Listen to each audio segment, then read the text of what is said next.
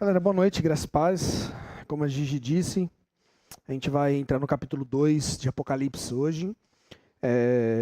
As cartas, as igrejas, talvez os textos mais conhecidos, né, do livro de Apocalipse.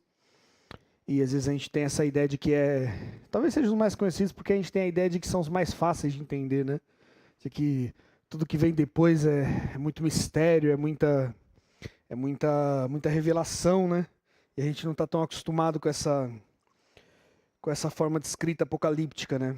Não é tão comum nos nossos dias, né? Mas, como eu disse desde o começo, o livro de Apocalipse tem a mesma temática. E todos os capítulos e os versículos vão apontar para uma mesma verdade. Vocês lembram do que eu disse que é a frase principal do livro de Apocalipse? Alguém lembra? Que se repete por 7 vezes, por incrível que pareça. O testemunho de Jesus Cristo. Essa frase vai permear todo o livro, porque de fato essa é a grande verdade do livro de Apocalipse. O livro de Apocalipse é a revelação do testemunho de Jesus Cristo. É Cristo escrevendo às igrejas da Ásia através de João, de uma visão que um anjo leva a João. E João vai escrever a essas igrejas de fato quem é esse Cristo. É de fato uma revelação daquilo que ele fez, da sua obra. Então nesse aspecto, Apocalipse trata muito mais do passado. Apocalipse é um livro que quase que 70% da sua composição trata do passado e não do futuro. Trata da obra de Cristo, daquilo que ele fez, do seu grande amor e a ideia, né, do seu testemunho de ter ido até o fim por aquilo que acreditava, né? E de fato isso é o Apocalipse. E eu sei que às vezes a gente fica meio deslocado, né, onde que as cartas talvez se encontram em tudo isso, porque parece que o livro começa com algumas revelações, a figura do Filho, como nós falamos, do Cristo glorioso, no final do capítulo 1, com tanto mistério, com tanta coisa, e de repente parece que João ele quebra esse estilo apocalíptico de escrita, agora começa a escrever de uma forma mais, começa a escrever como se fosse carta, epístolas, e depois que acaba aquilo parece que volta para coisas futuras, para revelações, para hipóteses, e às vezes a gente tem uma certa dificuldade de entender onde que as epístolas se encaixam naquilo, ou para que elas estão ali, mas hoje a gente vai tentar trabalhar um pouco sobre o porquê das epístolas, e em especial a epístola à igreja de Éfeso.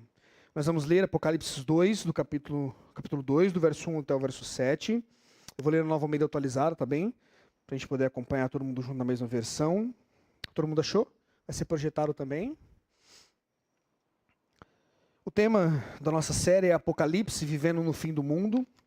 E o subtítulo para o sermão de hoje é o que se espera dos crentes no fim do mundo. Está escrito assim: ao anjo da igreja em Éfeso, escreva: estas coisas diz aquele que conserva na mão direita as 7 estrelas, e que anda no meio dos 7 candelabros de ouro. Eu conheço as tuas obras, conheço as obras que você realiza, tanto o seu esforço como a sua perseverança. Sei que você não pode suportar os maus e que pôs à prova os que se declaram apóstolos e não são, e descobriu que são mentirosos.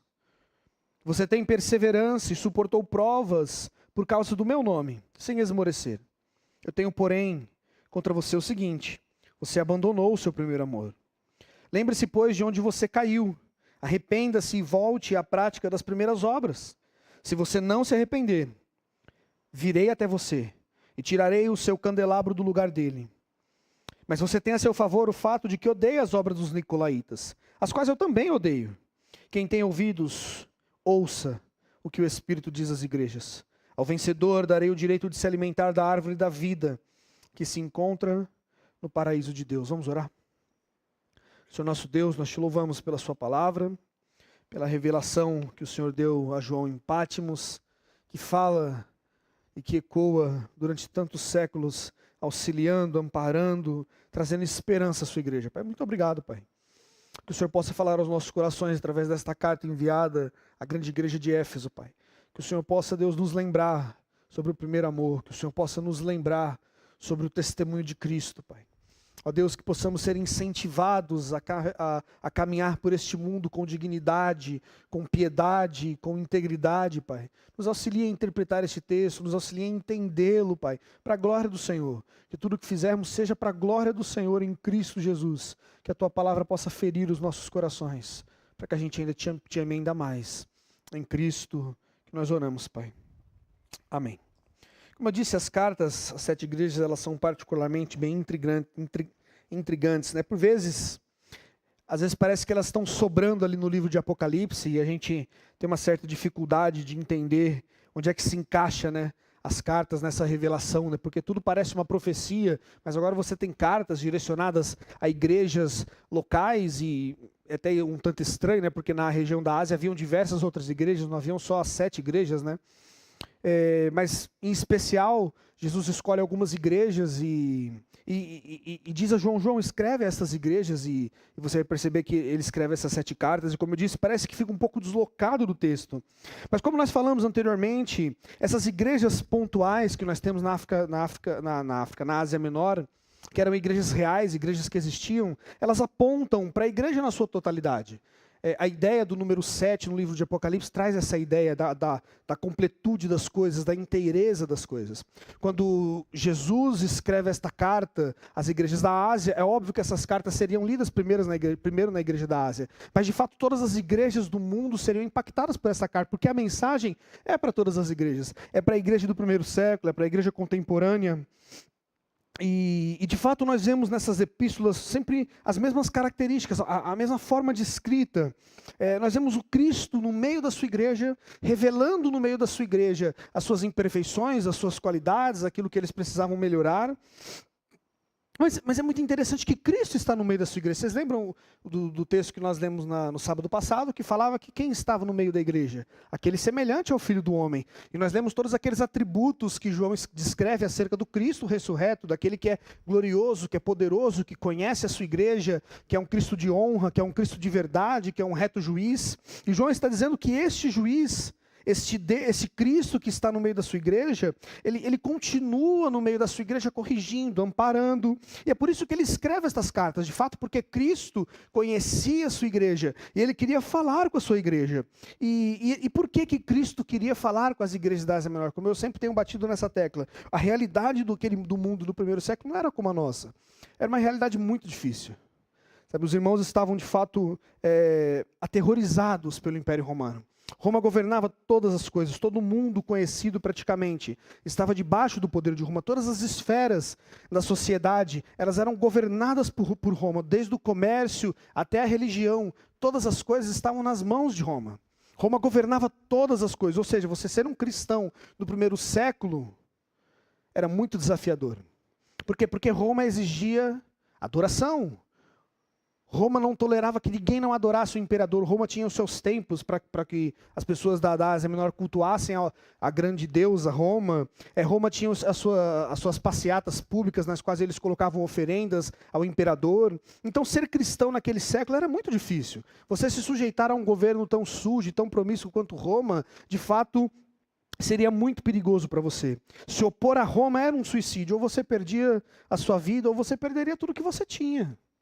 E de fato, João escreve essas igrejas justamente para mostrar, para que eles fossem relembrados de como os crentes deveriam viver naquilo que nós já podíamos chamar de o fim do mundo. Eles estavam de fato no fim do mundo. A grande besta Roma, toda poderosa, destruindo todas as coisas, perseguindo, matando, de fato era um mundo de muita tormenta. E João escreve estas cartas para ensinar esses nossos irmãos como que eles deveriam se portar no fim do mundo. A crise já era um grande problema. O fato de Roma escravizar, governar com braço de ferro já era um grande problema. Mas havia ainda outro grande problema, que talvez fosse muito pior, porque era mais sorrateiro, porque entrava de uma forma quieta na igreja. Existe uma pesquisadora americana chamada Della Collins, que ela fala um pouco sobre isso, que ela diz assim: também é possível que muitos leitores nem tenham notado esta grande crise que o cercava. O livro de Apocalipse parece ter sido escrito para demonstrar a profundidade dessa crise, ou seja, para mostrar que os cristãos das 7 cidades estavam correndo grande risco, não necessariamente de sofrer perseguição ou morte, mas de perder a sua identidade cristã, por causa das suas relações promíscuas com o Império Romano. O que realmente estava em risco não era tanto a saúde física deles, mas era a sua saúde espiritual. Outro grande problema que assolava a cristandade do primeiro século era de fato a mornidão. Porque os crentes, eles começaram a se ver pressionados a viver uma vida como o Império Romano vivia. E estas coisas começaram a assolar e adentrar para dentro da igreja, sem que muitos se apercebessem, daqui a pouco os crentes já pareciam com os romanos. Eles já participavam das festas, eles comiam comida sacrificada aos ídolos, participavam das promiscuidades de Roma. Mais à frente nós vamos falar um pouco mais sobre isso, mas perceba aí, em meio a esta crise, tanto externa quanto interna, que chega esta carta à igreja de Éfeso, a fim de consolá-la, a fim de exortá-la, porque esse Cristo que está no meio da sua igreja, ele se importa com a sua igreja. Ele é o Senhor dessa igreja e ele precisa exortá-la, porque ele ama. Estas cartas, elas seguem mesmo que o meio padrão. Nós podemos dividir essas cartas, as igrejas, em pelo menos 7 partes. Primeira, a distinção de cada uma, ou seja, para quem é endereçada as cartas. Depois nós temos um aspecto da aparição do Senhor Jesus em Pátimos. Lembra do sermão passado que nós falamos sobre o Cristo glorificado? Se você ler as cartas às igrejas da Ásia, você vai perceber que em cada igreja, João colocou um aspecto desse Cristo para apresentar quem é Jesus. Por exemplo, a igreja de Éfeso, Jesus é descrito como aquele que tem as 7 estrelas na mão e de que anda no meio dos seus candeeiros. A igreja de Esmirna, Jesus é apresentado como o primeiro e o último. A igreja de Pérgamo, ele é apresentado como aquele que tem a espada de 2 gumes na boca. E assim por diante. Perceba de que a ideia é mostrar que aquele Cristo glorioso que João apresentou no fim do capítulo 1 de Apocalipse, esse Cristo todo-poderoso, ele está totalmente no meio da sua igreja. E também João quer nos mostrar que estas igrejas da Ásia Menor representam todas as igrejas do mundo. Estas cartas são para nós. Elas tratam de problemas comuns da nossa realidade também. Perceba, João está dizendo, preste atenção naquilo que eu vou escrever. João está dizendo que todas as igrejas deveriam ler estas cartas, porque é o Cristo glorificado que está no meio da sua igreja, fazendo apontamentos acerca dela. Vamos analisar um pouco esta carta que é endereçada a essa poderosa igreja de Éfeso. Em primeiro lugar, a carta foi destinada à cidade de Éfeso. A igreja que ficava em Éfeso. Éfeso era uma cidade muito importante para o Império Romano. Ela meio que dividia o Império Romano em 2. Ela ligava a região da Ásia, a região da Europa. Então ela era uma importante passagem. Estima-se que na época de João, a cidade de Éfeso tivesse mais ou menos 500 mil habitantes. Consegue imaginar o que é isso? Hoje uma cidade de 500 mil habitantes já é muito grande. Naquele período, uma cidade muito maior. A expectativa de vida era muito menor, as condições de saúde eram muito piores do que aquilo que temos hoje. E você ter uma cidade com tamanha população, tanto assustadora. E a igreja em Roma, em especial, era a maior igreja da Ásia Menor. Nós conhecemos a história, foi a igreja que Paulo mais passou o seu tempo em Roma. Paulo ficou quase 3 anos pregando a igreja em Éfeso. Nós conhecemos os seus famosos líderes, Timóteo, o próprio Paulo, que ficou lá, João. É muito provável que Maria, mãe de Jesus, tenha frequentado a igreja de Éfeso também. Ou seja, é uma igreja importante. Importantes homens passaram por ali, como eu citei, Paulo, João, Timóteo, Apolo, até mesmo Priscila e Áquila, quando se lembram da passagem que Paulo os deixou ali para que eles pudessem continuar o trabalho em Éfeso. Ou seja, era uma igreja importante.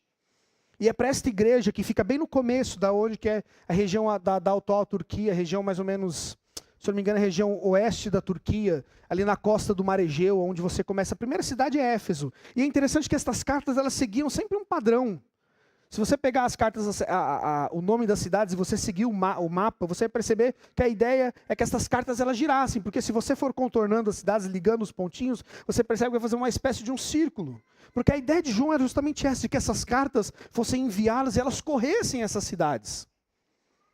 Para que as igrejas lessem aquilo que Cristo tinha para falar sobre essas igrejas. E aqui, em especial em Éfeso, Jesus é descrito como aquele que conserva na mão direita as 7 estrelas e que anda no meio dos 7 candelabros de ouro. Nós já falamos aqui o que significam as 7 estrelas, o próprio texto de Apocalipse diz isso, que são os anjos das igrejas.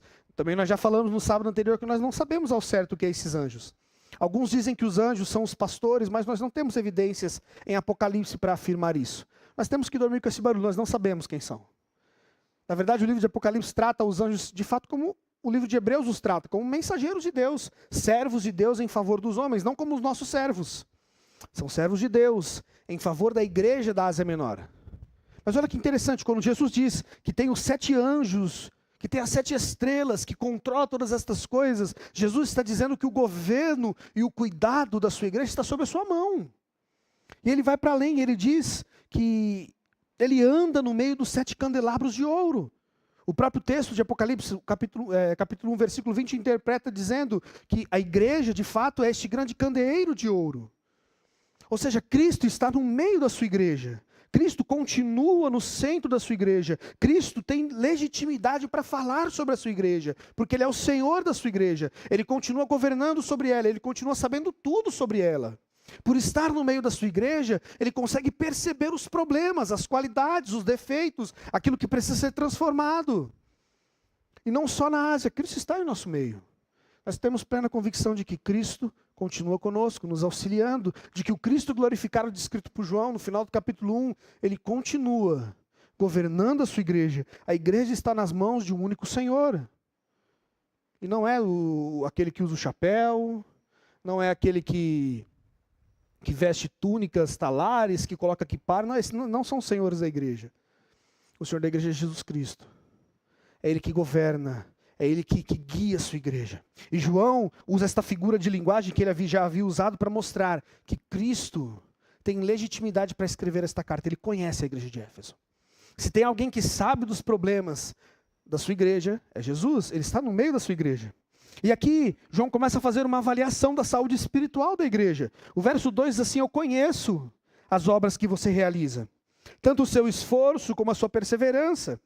Eu sei que você não pode suportar os maus, e que pôs à prova os que se declaram apóstolos, e não são, e descobriram que eles são mentirosos.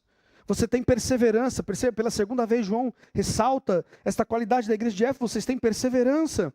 Você suportou provas por causa do meu nome sem esmorecer. De fato, a igreja de Éfeso havia seguido o conselho de Paulo. Se você abrir em Atos 20, 17, quando Paulo vai se despedir da igreja de Éfeso, ele escreve: eu sei que depois da minha partida, aparecerão no meio de vocês lobos vorazes, que não pouparão o rebanho. E que até mesmo entre vocês se levantarão homens, falando coisas pervertidas, para arrastar os discípulos atrás de si. Portanto, vigiem. Lembrando que durante 3 anos, noite e dia, não cessei de admoestar com lágrimas cada um de vocês. Paulo já havia exortado os presbíteros de Éfeso quando esteve em Mileto, alertando: tome cuidado, porque eu sei que depois que eu partir, muitos falsos mestres virão atrás de mim, tentando perverter a doutrina de Cristo. Isso era muito comum. Por onde Paulo passava, assim que ele saía daquela igreja, alguns enviados do diabo iam atrás dele para tentar perverter o ensino de Paulo.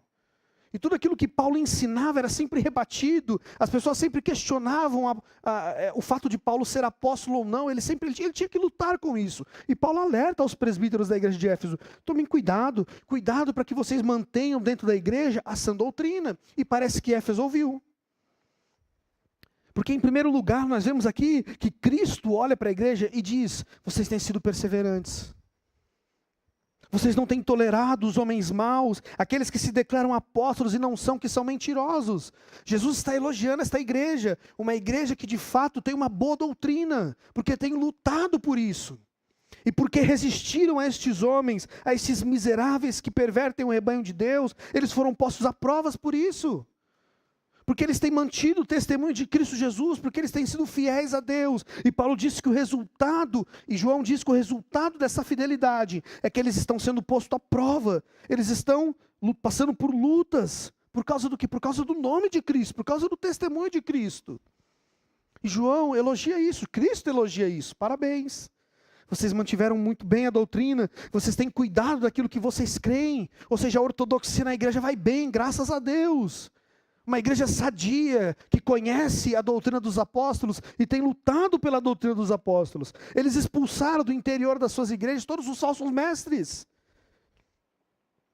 Perceba, eles fizeram uma limpa. Quem dera as igrejas de hoje fizessem isso também. Nós começássemos a expulsar os cães de dentro da igreja, os falsos mestres. Éfeso havia feito isso, eles expulsaram esses irmãos e eles mantiveram a doutrina, continuaram seguindo na doutrina daquilo que Paulo havia ensinado, na doutrina de Cristo, dos apóstolos. Mas perceba que todo este amor pela doutrina, que todo este cuidado em manter a doutrina dentro da igreja, em manter aquilo que Paulo havia ensinado, parece que foi se passando ao tempo. Parece que aquela igreja que perseverou, que lutou contra os falsos mestres, agora começou a acontecer alguma coisa no coração desses irmãos, que eles até eram uma igreja muito boa doutrinariamente, mas já não tinha mais amor por Cristo. A igreja perseverante, esta igreja que foi posta à prova por causa de Jesus, agora Cristo olha para ele no versículo 4 e diz: mas eu tenho alguma coisa contra vocês. Vocês abandonaram o primeiro amor. Você consegue perceber que de forma tão abrupta, parece que Jesus interrompe os seus elogios. E quando você lê a epístola, parece que Jesus vai elogiar ainda mais a igreja de Éfeso. Vocês são perseverantes, vocês têm lutado contra os falsos mestres. E talvez você comece a ler e você fala: nossa, que igreja fantástica, eu quero ir para lá, eu quero congregar lá também. São irmãos fiéis a Deus, a igreja tem boa doutrina. E de repente Jesus fala: mas eu tenho uma coisa contra vocês. Vocês abandonaram o primeiro amor. Perceba que esta postura é notada por Cristo. Ele elogia as primeiras obras, mas essas segundas, Cristo já não elogia mais. Alguma coisa aconteceu na igreja de Éfeso, que esses irmãos continuaram a manter a doutrina, mas pelas motivações erradas e pelo motivo errado. João está dizendo que não adianta você guerrear contra as heresias, se você não faz isso por amor. Que não adianta você lutar contra os falsos mestres, se você não faz isso por amor. Que não adianta você amar a doutrina de Cristo, se você não amar a Cristo, se você não amar ao próximo. A ortodoxia é importante, sim, é muito importante. Mas o amor é fundamental na igreja. Não existe uma igreja sem amor. E Cristo identifica isso em Éfeso. O amor havia acabado. Perceba, Jesus diz: eu tenho contra vocês isso. Vocês têm abandonado o amor que vem antes das coisas. A ideia de primeiro amor não é aquela ideia de conversão. Sabe que muitas pessoas dizem: não, voltar ao primeiro amor, aquele amor de quando você se converteu. Ninguém consegue retroceder naquilo que é. Você não deixa de ser o que é. Não tem como você fazer uma lavagem cerebral e voltar. Não tem como. Nós andamos para frente. A ideia de João em falar do primeiro amor é desse amor que vem primeiro, antes de qualquer obra, antes de qualquer atitude, antes de qualquer coisa, de qualquer serviço. Este amor que move o coração do crente a amar a Deus, a amar a igreja, a servir o seu próximo. Em especial no primeiro século, abrir a porta da sua casa para o seu irmão que está sendo perseguido. A estender a destra da comunhão para o seu irmão que passa fome. Perceba, Paulo está dizendo que esta igreja é muito bem doutrinariamente, mas já não amavam mais a Deus, não amavam mais ao próximo. O amor acabou na igreja. E esta é a acusação do Cristo. Perceba, toda a nossa ortodoxia, ou tudo aquilo que nós sabemos sobre Cristo, não faz o menor sentido se isso não se aplicar à existência. Se isso não se aplicar e não resultar em frutos. Se aquilo que eu sei sobre Cristo não me faz amar o meu irmão, eu não conheço Cristo. João está dizendo que alguma coisa aconteceu, que estas novas obras, que estas segundas obras que Éfeso fazia já eram desprovidas de amor.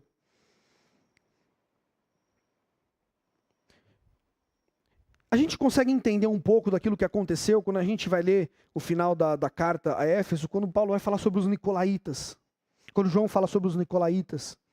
Este grupo nicolaítas, liderado por um homem chamado Nicolau, que provavelmente foi um dos primeiros diáconos que a igreja do primeiro século teve. Este homem, alguns estudiosos do primeiro século, dizem que eles tinham características muito parecidas com os gnósticos, e nós conhecemos o gnosticismo, né?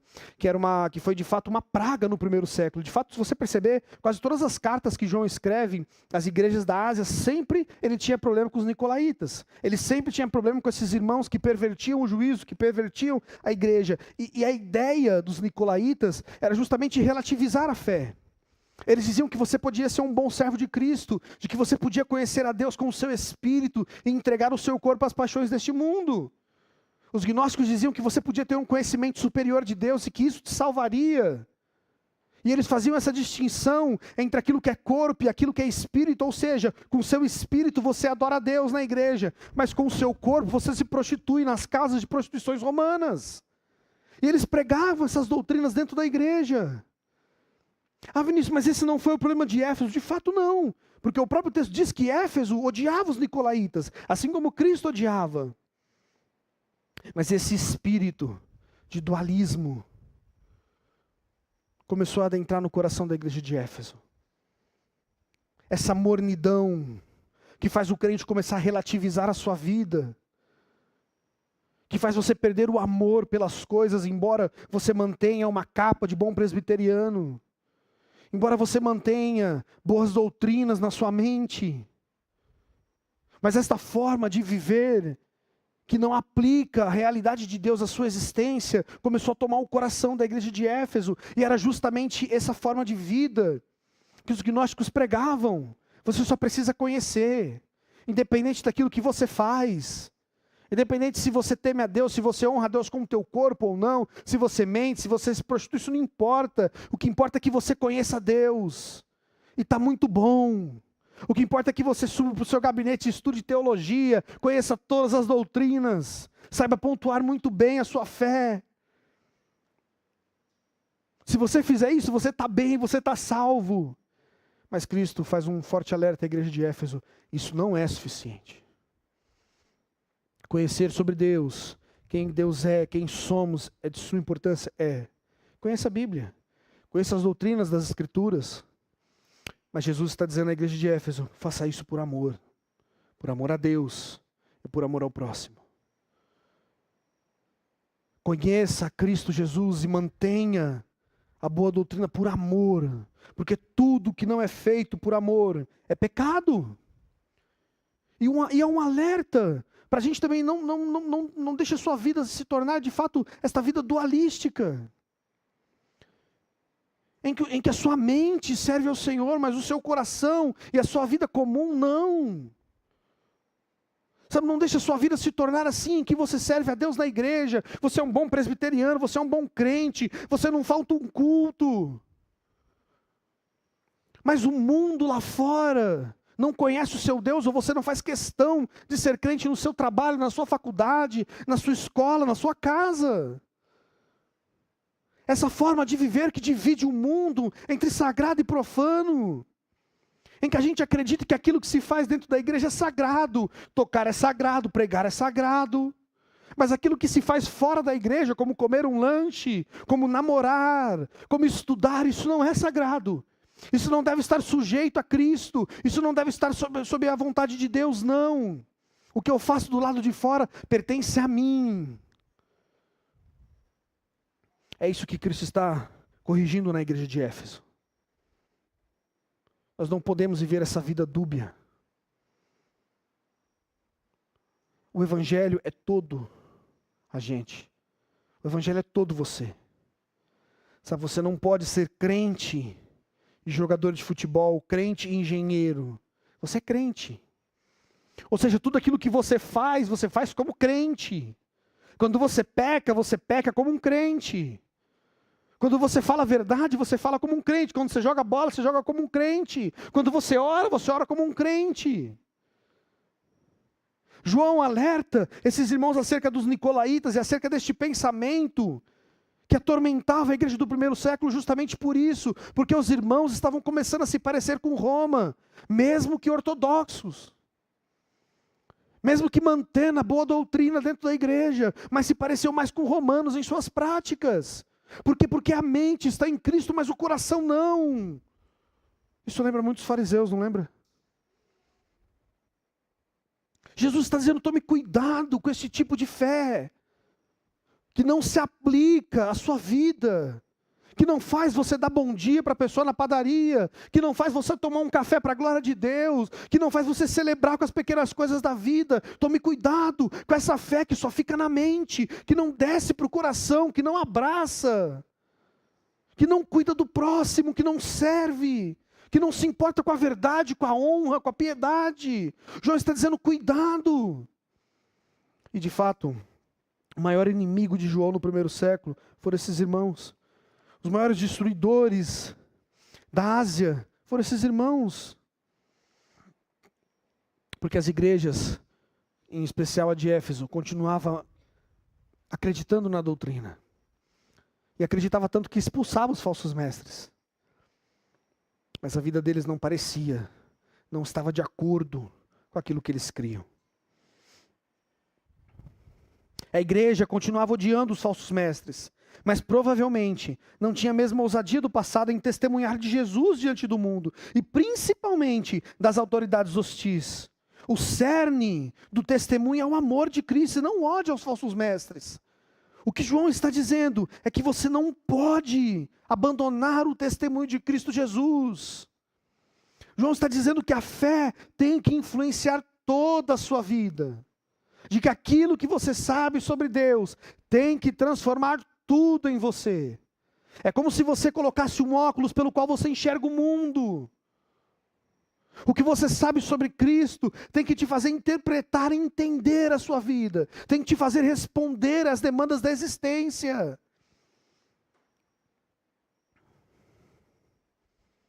E como eu disse, parece que esse estilo de vida dos falsos mestres estava sendo copiada pela ortodoxa igreja de Éfeso, que com a boca arrotava a doutrina, mas com o coração não amava mais a Cristo. Então no versículo 5, Cristo diz à igreja de Éfeso: lembre-se, pois de onde você caiu. Arrependa-se e volte à prática das primeiras obras.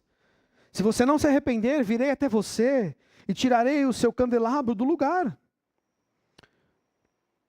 Perceba, Jesus, ele nos faz um alerta sobre o perigo de nós flertarmos com essa religião mundanizada, com essa religião rasa, onde há muito conhecimento sistemático sobre o que é Deus, mas existe pouca profundidade no relacionamento com Cristo. Sabe, Jesus está nos dizendo: cuidado com esta religião, que te afasta das pessoas, que faz o seu ego inflar. Cuidado com ela, cuidado com essa religião, que você só pratica aqui dentro, mas que não se mostra ao próximo lá fora. Cuidado com esse evangelho mundanizado, em que o que se faz aqui é sagrado e o que se faz lá fora é mundano. Jesus está dizendo: cuidado com isso. Perceba, João está dizendo a esses irmãos: cuidado. Vocês precisam se arrepender, vocês precisam olhar para dentro de vocês e perceberem aonde foi que vocês perderam o amor. Aonde foi que vocês deixaram de ser fiéis testemunhas de Cristo Jesus. E voltem. Porque as obras anteriores que vocês faziam eram muito boas. Vocês faziam por amor. Vocês faziam por temor a Deus. Porque de fato vocês eram fiéis testemunhas de Cristo. Mas agora não mais. E o conselho de Jesus é: arrependa-se desse evangelho. Jesus é muito direto quando ele diz: cuidado, volte atrás, não viva assim. Não viva esta fé rasa, esta fé mundana, que conhece as doutrinas, mas ignora a piedade, ignora a vida comum, ignora a vida ordinária. Jesus está alertando os nossos corações: cuidado com esse evangelho, que só funciona aqui dentro. Jesus está alertando os nossos corações: cuidado com esta fé, que não muda a sua forma de ver o mundo. Cuidado com essa fé que não muda a sua forma de ver política, não muda a sua forma de ver a sua relação com o seu próximo. Cuidado com essa fé que não faz você estudar para a glória de Deus, que não faz você trabalhar para a glória de Deus, que não faz você namorar para a glória de Deus, que não faz você viver para a glória de Deus. Cuidado! Porque Jesus está dizendo que muita doutrina sem amor não é nada. Que tudo aquilo que você sabe sobre Cristo, se não for movido por amor a Deus e por amor ao próximo, não é nada. Eu gosto muito de Agostinho nesse aspecto. Agostinho dizia que todas as coisas devem ser feitas por amor. Você deve conhecer a Cristo por amor. Você não deve conhecer a Cristo para que você possa arrotar teologia para o seu irmão. Para você falar: eu sei muito mais do que você, portanto eu sou mais maduro, sou mais sábio. Isso não é sabedoria. Eu já disse para você isso várias vezes. Inteligência é você saber que tomate é uma fruta. Sabedoria é você saber que você não pode pôr tomate na salada de fruta. São coisas totalmente distintas. Sabedoria é você conhecer a graça de Deus e aquilo fazer sentido na sua vida. É você acordar pela manhã e você saber que aquela graça salvadora da cruz do Calvário é a mesma que botou o café na tua mesa o pão na tua mesa. Que o Cristo, glorioso e tremendo, que está sistematizado em todas as Escrituras, é o mesmo que faz você dar bom dia para o seu vizinho. É o amor a este Cristo que faz você não trapacear nos negócios, que faz você ser alguém piedoso, alguém honesto, que paga os seus impostos, que cumpre a lei. Perceba como o Evangelho muda tudo na vida.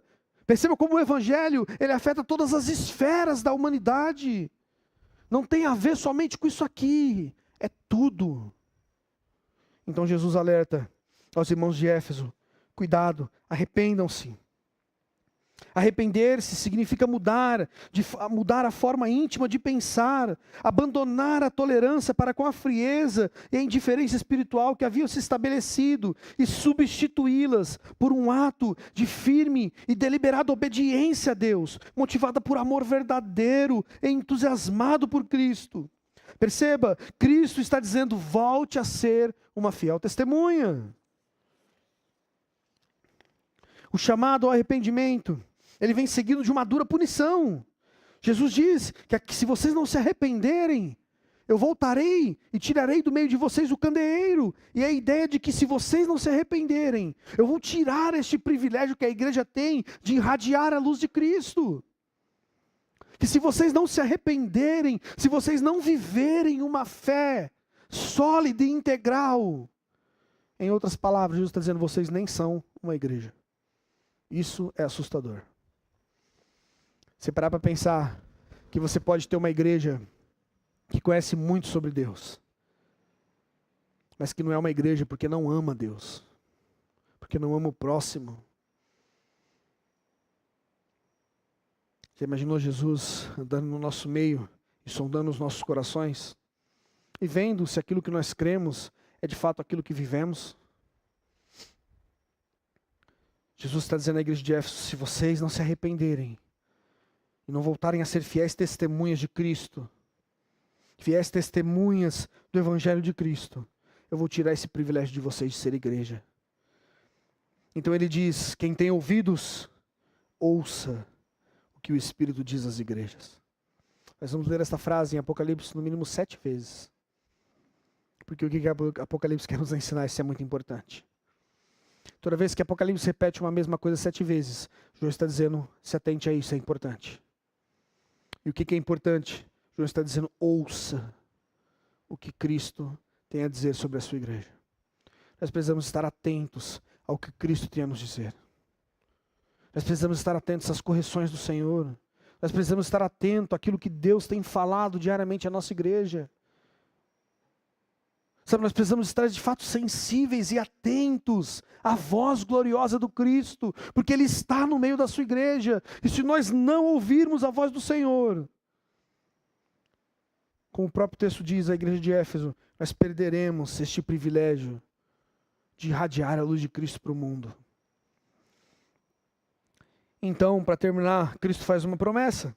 Ele diz: ao vencedor, eu darei o direito de se alimentar da árvore da vida que se encontra no paraíso de Deus. Todo mundo lembra da árvore da vida, né?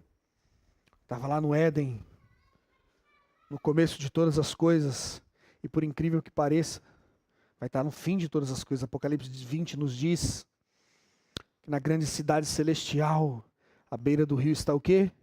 A árvore da vida. E o que ela vai fazer? Ela vai matar a fome das nações. Você consegue entender o que João está dizendo? No começo de tudo nós tínhamos a árvore da vida. No fim de tudo nós temos a árvore da vida. Adão e Eva pecaram, e o que foi tirado do jardim? A árvore da vida. Eles perderam.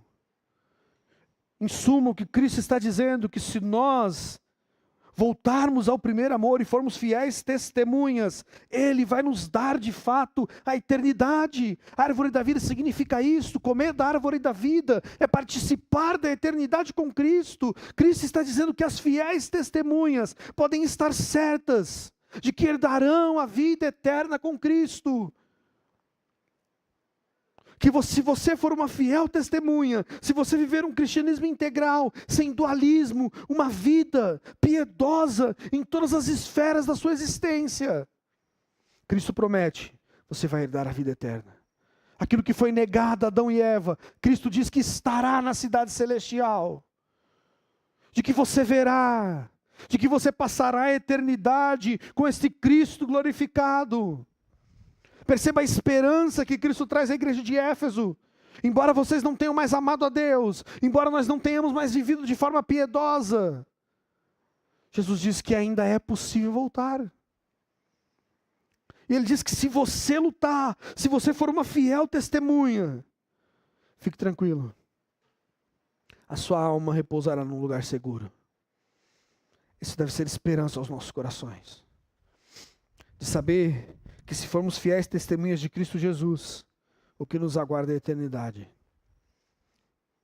A árvore da vida, que está descrita em Apocalipse 20, esta promessa que Cristo nos faz de restaurar a nossa vida, essa promessa que Cristo faz de restaurar aquilo que perdemos no Éden, a eternidade. Porque a morte, ela entra no mundo por causa do pecado. Mas lembra do que Apocalipse 1 nos diz? A fiel testemunha venceu a morte. Ele é o primogênito dos mortos. Não porque foi o primeiro a ressuscitar, mas porque foi o primeiro a vencer a morte. E a todos aqueles que são as suas testemunhas, Ele garante: vocês comerão da árvore da vida. Aqueles que forem fiéis a Deus, que viverem um evangelho conciso, que funciona aqui, mas também funciona aqui dentro do coração, que entende a Trindade, mas também consegue abraçar o morador de rua, mas também consegue ensinar a criança, que entende as doutrinas de Romanos e todas as suas dificuldades, mas ainda assim consegue servir a igreja, com simplicidade, com humildade, consegue abraçar os mais idosos, consegue sentir a dor do próximo. Mas aquelas fiéis testemunhas que viverem por amor a Deus, Jesus diz, com toda certeza, vocês comerão da árvore da vida. É uma promessa que Cristo faz à sua igreja. Não só a Éfeso, mas a todas as igrejas espalhadas. Todas não, porque só existiu uma igreja. A grande igreja de Cristo espalhada por toda a face da terra. Ele disse: se vocês forem fiéis testemunhas, eu lhes garanto a vida eterna. E Ele pode fazer isso. Como o texto do capítulo 1 nos diz que Ele tem o que em suas mãos? A chave da morte e do inferno. Ele venceu a morte. Ele venceu o inferno. Ele venceu a antiga serpente, Satanás. Ele é rei sobre tudo e Ele dá a vida eterna às suas fiéis testemunhas. Como eu disse, o livro de Apocalipse é um incentivo para que cada crente seja uma fiel testemunha. Mesmo que isso implique tudo na sua vida, mesmo que isso te custe tudo, mesmo que isso te custe o seu dinheiro, a sua saúde, a sua sanidade, mesmo que isso te custe a tua própria vida. Jesus está dizendo que se você for fiel até o fim. Nós citamos no primeiro sermão o exemplo de Jó. E de fato Jó nos relata quase que de uma regra geral o que o Evangelho nos custa. O Evangelho nos custa os nossos recursos. Se você serve ao Senhor e você não tem perdido os seus recursos, alguma coisa está errada. Você está investindo mal os seus recursos. Você está guardando para si, enchendo os seus celeiros e está esquecendo os seus próximos. Sabe, se você serve a Deus com fidelidade, a tendência é que você seja rejeitado pela sua família, por aqueles que não amam a Deus. Porque o próprio Jesus nos alerta que todos quanto querem viver piedosamente serão perseguidos. Porque vivemos em um mundo que odeia Cristo. Lembre-se, nós estamos no reino de Cristo. Como João diz em Apocalipse 1, nós somos companheiros do reino. Só que fora do reino de Cristo é o reino de quem? Do derrotado Satanás. Ou seja, nós estamos em completa guerra. A vida cristã vai custar tudo para nós. Mas Jesus está dizendo, olhe para mim. Esse é o grande tema de Apocalipse. Cristo, a fiel testemunha. Aquele que foi testemunha fiel até o fim.